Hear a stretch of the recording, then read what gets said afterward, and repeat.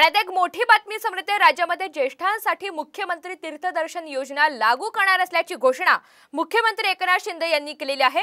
सर्व धर्मियांसाठी तीर्थदर्शन योजना लागू करणार असल्याचं सुद्धा शिंदे यांनी जाहीर केलेलं आहे। या योजनेसाठी धोरण, नियम, पॉलिसी ठरवून निर्णय घेऊ असं सुद्धा त्यांनी नमूद केलेलं आहे।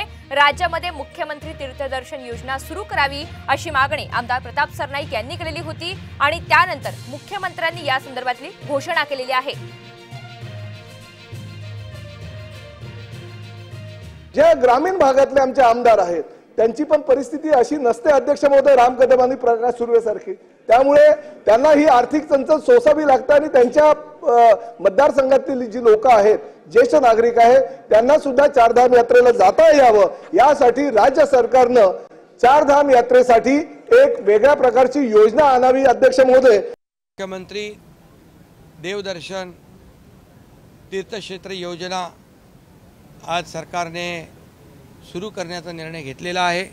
दरवर्षी एक आकडा 5-10 हजार जे काही ज्येष्ठ नागरिक असतील त्यांना आपण शासनाच्या माध्यमातून हे तीर्थयात्रा त्यांची कशी सुकर होईल आणि त्यांना देवदर्शनाचा लाभ मिळेल